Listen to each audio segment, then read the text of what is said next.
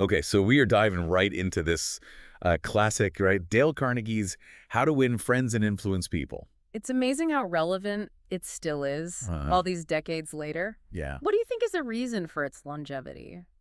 I think it's that focus on sincerity. Like, it's not about, learning a bunch of tricks to manipulate people. Right. It's about really connecting, and that never goes out of style. Absolutely. And Carnegie was so onto something with that. He really emphasized being genuine throughout the book. Like, even take the story of Two Gun Crowley, Uh, a notorious gangster, right? yeah. Even while facing a police raid, he wrote a letter, and in this letter, he proclaims his kind heart. Wait, really? A gangster wants to be seen as a good guy? I mean, Uh-huh. what's the takeaway there? It just shows you this universal human need to be important, to be valued. Yeah. Crowley, despite everything, he craved that validation. It's so true. Yeah, So it's like less about us changing our behavior to like win people over and more about tapping into something that already exists within them. exactly. Understanding that even the most hardened criminal, the most difficult person you might encounter, they desire to be seen as good, as Well, having value. okay, but how do we actually use that knowledge without it becoming manipulative? It goes back to sincerity, Right. like really meaning it. Remember, Carnegie, Mhm. all throughout the book, emphasizes sincerity. Yeah. And one way he illustrates this is through the power of remembering names. And he gives us an example. Andrew Carnegie, the steel magnate, Oh, yeah. used this tactic masterfully. Even as a boy, he would, promise to name rabbits after friends in exchange for feeding them. That is so clever. Right. Oh, my God. And later on, he applies that to business, famously naming a steel mill after a key client. Wow. So it's about recognizing that everyone, deep down, wants to feel seen and appreciated. It makes you wonder, though, like with Dale Carnegie, did he always just have this knack, this understanding of people? Or was it something he learned along the way, like by observing others? It's fascinating to look at Carnegie's own journey. He didn't start out as some charismatic guru. Right. He actually recognized a need for practical public speaking skills Okay. and realized there was no textbook out there that really catered to that. So what did he do? He wrote one himself. Exactly. And that book, Public Speaking and Influencing Men in Business, became the foundation for how to win friends and influence people. So he was really living his own advice. He was walking the walk? Absolutely. And to gather material for the book, Yeah. he interviewed so many influential figures, Oh, yeah. like Franklin D. Roosevelt, Clark Gable. Yeah. It's like he was on a quest to like decode charisma and influence. And what he found was that a lot of it comes down to shifting your perspective. Okay. So instead of criticizing others, which Carnegie argues is pointless, it only breeds resentment. Mm-hmm. Instead, seek to understand their viewpoint, Right. find common ground, Yeah. and express sincere appreciation. It's like that saying, everyone you meet is fighting a battle you know nothing about. Be kind. Always. Exactly. But Carnegie gives you the tools to put that kindness into action That's in a what- way that's like strategic. Exactly. He gives you a blueprint for navigating these disagreements. For example, he even convinced a newspaper publisher to stop running these unethical medical ads. Really? Not through confrontation, Okay. but by appealing to his desire for a reputable publication. Okay, hold on. How do you even begin to convince someone to make a change that could potentially like impact their bottom line? Well, what he did was he focused on their shared values. This publisher, he took pride in his newspaper's integrity. Right. So by highlighting how those ads were damaging that reputation, Carnegie sparked a change of heart. It wasn't about like forcing his viewpoints. It was about framing the issue in a way that resonated with the publisher's own values. That's powerful. So it sounds like Carnegie's message isn't about avoiding conflict completely. It's about like navigating those tricky waters with empathy and tact. Absolutely. And a key part of that is genuine appreciation. Flattery, that's easy to spot, but sincere appreciation for someone's strengths and passions, that's invaluable. Okay, I'm all about practical application here. Can you give me an example of this in action? Yeah. He talks about how he once praised a hotel manager's office, and that simple act, just genuine appreciation, led to a significant rent reduction for Carnegie. Wow. So the takeaway is, find something you genuinely admire about someone, express it, and you might be surprised by the positive response. It's like this ripple effect. It is. Genuine appreciation. Then that creates connection, which can open all these doors. Absolutely. It's not just about what you say, it's about how you make people feel. Exactly. Okay. And that goes back to that principle of making people feel important. Carnegie talks about showing genuine interest, listening attentively, and acknowledging their accomplishments. He had that great line, you can make more friends in 2 months by becoming genuinely interested in other people than you can in 2 years Yeah. by trying to get other people interested in you. Yes. It's about shifting from me to we. Exactly. And Carnegie argues that most people, they're primarily concerned with their own wants, their needs, their perspectives. It's true. We've all been there. We get caught up in our own heads. Of course, it's human nature, right? Yeah. But it's about consciously choosing to focus on the other person, listening to understand their perspective. Right. And that's how you create genuine connection, paving the way for influence and collaboration. So it's not just about listening passively, right? Hmm. How do we show that genuine interest without it feeling, I don't know, forced or insincere? It's about engaging actively. Like Carnegie, he was a big proponent of asking questions that show you really want to get where the other person's coming from. He actually quotes Isaac F. Marcusson, who is, this famous interviewer of all these big celebrities. And Marcusson said, most people go through life looking for stage entrances and listening only enough to think up their next clever line. Oh, it's so true. So many of us, we do that, waiting for our turn to talk instead of really hearing what the other person is saying. Exactly. Like that quote, we have 2 ears and 1 mouth so that we can listen twice as much as we speak. Yes, and Carnegie felt really strongly about that. He even argued that this principle of genuine interest, you could even use it in some really unexpected places, like say if you were dealing with hardened criminals. Well, hold on. Are you saying there's a way to win over a criminal using these principles? Okay, well, maybe win over is a bit strong. But Carnegie did believe that even people who have done terrible things, they still crave these basic human needs. Like they still want to feel appreciated and respected. Right. He tells this story about Al Capone, and, as ruthless as he was, Capone reportedly really wanted to be seen as someone who did good. I get that. I guess everyone, no matter who they are, wants to feel valued deep down, even if their actions don't line up with that. Yeah. But how do you actually apply that to someone like Al Capone? It almost seems like counterintuitive. Carnegie suggests, even just focusing on the smallest good qualities, looking for common ground, Yeah. that's how you can start to build a connection. It wasn't about condoning the actions, it was about, acknowledging the humanity. Even with someone like Capone, it's about finding that little piece of humanity, that common thread to hold on to. Right. It makes you think about conflict resolution in a whole new way. Absolutely. And that actually leads into another principle, and that's appealing to nobler motives. It's about assuming the best in people, even when it's tough. Okay, but how do you actually do that? How do you appeal to someone's nobler motives in a way that actually gets through to them? So Carnegie, he tells this story about this group of boys who kept starting fires in a park. Oh, no. And they kept doing it even though people warned them, even threatened them. Kids, right. They're always pushing the limits. Right. But instead of punishing them, Carnegie, he tries something different. He goes up to them and starts talking about how much he loved building fires as a kid, finding that common ground. Yeah. And then he appeals to their sense of responsibility. He explains how the fires could damage the trees and how they could be the ones to protect the park. He totally shifted his approach. Yeah. Instead of being like, you're wrong, you're in trouble, Yeah. he went to a place of shared experience, Exactly. And then he basically invited them to be part of the solution, not the problem. Exactly. And it worked. The boys not only put out the fire, but they agreed to only build fires in a safe area from then on. It just shows you the power of appealing to that desire to do the right thing. Yeah. It was about guiding them, not being the boss of them. That's really incredible. It's like he cracked the code. Understanding, respect, and just this gentle push towards doing good. So we've talked about avoiding arguments, appealing to those better angels. What are some other strategies for influencing people without making them feel resentful? Well, Carnegie, he was a big believer in avoiding arguments altogether. He thought that winning an argument, it usually comes at the cost of the relationship. Oh, I've been there. You win the argument, but then you realize it was totally hollow. You know, the emotional cost was way higher than any satisfaction from being right. Exactly. Right. Carnegie, he really championed the idea of finding that common ground, showing respect for the other person's opinion, Yeah. and then trying to find a solution that works for everybody. That's definitely easier said than done, Mm. especially when you feel strongly about something. Oh, absolutely. It takes real effort. You have to be willing to put your ego aside.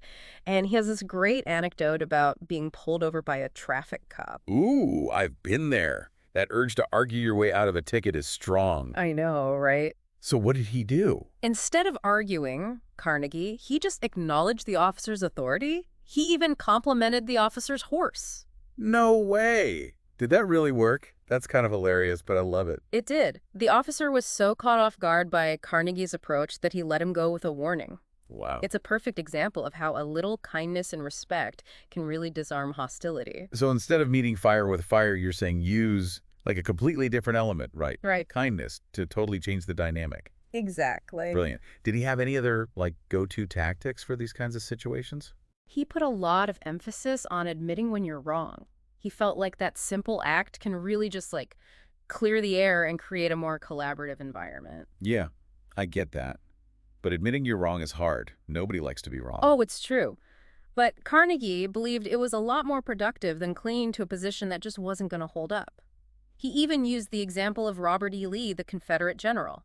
After that devastating loss at Gettysburg, Lee, he took full responsibility. He didn't blame anyone else. He didn't blame the circumstances. Wow, that takes guts.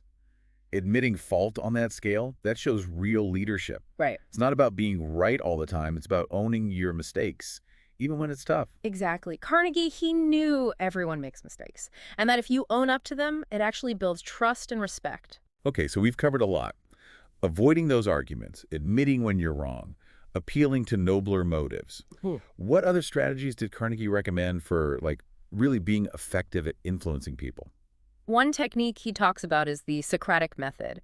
It's about asking a bunch of questions that lead the other person to kind of discover the answer for themselves. I like that. It's like you're planting a seed of an idea and letting it grow naturally Yes. instead of, like, forcing it on someone. Exactly. It's subtle, but it's very powerful. Yeah. It allows you to guide someone to a particular viewpoint without making them feel pressured. It's about subtlety, isn't it? It is. Okay, can you give me an example of that in action, like the Socratic method? Yeah. Carnegie, he tells this anecdote about a banker who is trying to get a potential customer to hand over some personal information, which can be a touchy subject. For sure, people are very protective of their personal info, as they should be. Right? So how did he handle that using the Socratic method? Well, instead of just demanding the information, the banker asked a series of questions designed to get the potential customer to think about why it would actually benefit them to give it up. Like he asked, suppose you have money in this bank when you die. Wouldn't you want the bank to give it to your family, who it rightfully belongs to according to the law? Okay, so he's reframing it. Exactly. It's no longer about what the bank wants, but about what makes sense for the customer. Exactly. By asking those questions, he guided the customer to see the value in it. It became their own decision, not something that was forced. Such a good example of using questions to subtly lead someone to the outcome you want, Yeah. but they don't feel manipulated. Right. It feels respectful, Exactly. even empowering. Absolutely. And it all comes back to focusing on their wants and needs rather than your own. Carnegie, he believed that was a simple shift that could completely change your ability to win people over. It's about finding that win-win, Yes. where everyone feels good, everyone feels heard. What other techniques did Carnegie highlight? He talked about the importance of dramatizing your ideas, going beyond just the dry facts and figures to create something more exciting, something more memorable. Oh, I like that. It's like instead of reading a textbook, you're watching a captivating documentary. Exactly. It's about bringing information to life, Yes, right? exact. So how did Carnegie dramatize his ideas? Well, he talks about this sales presentation where instead of just showing data, he brought in this suitcase and he dumps it on the client's desk. And it was full of competitor products, each one tagged with the results of a trade investigation he had done. Ooh, talk about a power move. Right. I mean, that's certainly one way to get someone's attention. And it worked. The client, who was not very interested at first, was instantly hooked. It's about understanding that people connect with stories, with experiences. It is. Data is important, of Yeah. course, No, but yeah. without a story, it's just numbers on a page. Exactly. Yeah. Another technique he advocated for was throwing down a challenge, appealing to that innate human desire to achieve something. Interesting. How do you effectively throw down a challenge without it coming across as, like, intimidating or discouraging? Well, he uses the example of Al Smith, the former governor of New York. Smith needed a strong warden for Sing Sing prison, right? Very tough. So he approaches Louis E. Laws, who was well respected, but not super well known at that point. And Smith, he presents the job to Laws as this daunting task, which it was. So he didn't sugarcoat it.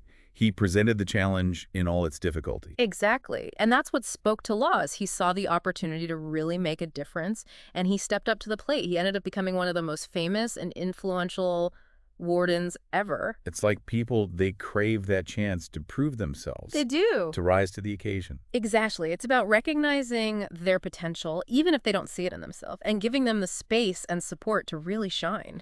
So we've talked about, using Carnegie's principles at work in our social lives. Right.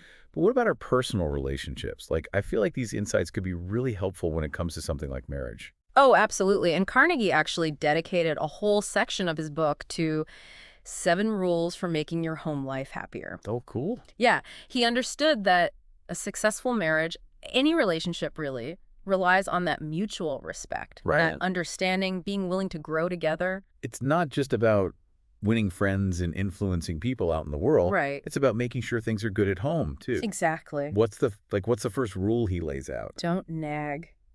Sounds simple enough, right?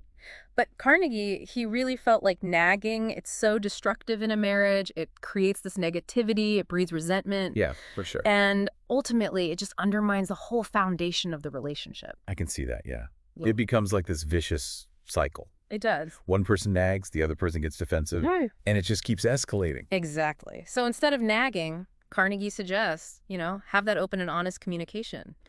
Express your needs directly, but respectfully. It's about, like, choosing the right time and place to have those tough conversations, I guess, and Right. making sure you're not, like, attacking the other person, but just kind of presenting your side. Exactly. Exactly. Another important rule is don't try to change your partner. Oh, that's a tough one. Right. Acceptance is so key here. We all have our flaws, right?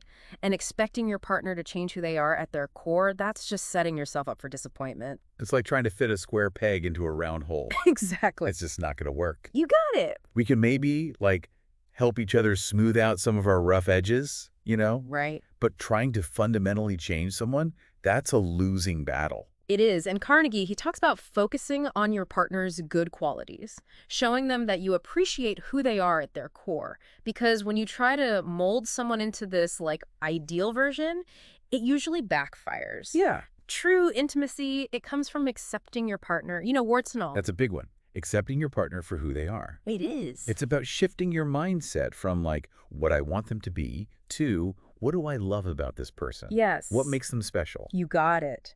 And just like in any relationship, expressing appreciation, that's huge in a marriage. But Carnegie takes it a step further. He actually recommends, keeping a record of your partner's acts of kindness. Really? Yeah. Like big and small. Yeah, and then revisiting it every now and then. It's like a gratitude journal, but for your relationship. I love that. It forces you to focus on the positive. Right. Even those little everyday things that we might not always notice. Exactly. Exactly. It's a good reminder that, even when things are tough, there's still good there. Absolutely. It's about making that choice to see it, to appreciate it. Yeah. And speaking of things that can really put a strain on a marriage, Carnegie also cautions against criticism. Criticism can be so hard to hear, even when it's coming from someone who loves you. Oh, for sure. It feels like an attack, It does. even if that's not how it's intended. Right. And Carnegie felt that criticism, it's rarely actually helpful.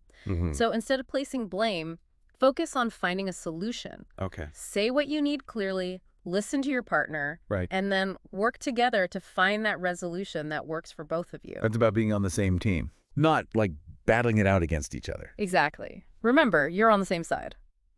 It's been really fascinating to kind of look at these principles through the lens of relationships. Yeah, Both the personal and the professional. He absolutely. really did give us this, timeless guidebook for connecting with other people in a meaningful way. Yeah, and while his principles might seem simple on the surface, actually putting them into practice, that takes conscious effort. It does. It takes awareness, but the rewards, they're huge. Totally. You build stronger relationships, you become a better communicator, you understand yourself better, you understand others better. It all comes back to human connection. Yes. That's what it's all about, really. Well, that's about all the time we have for today. Thanks for joining us on this deep dive into how to win friends and influence people.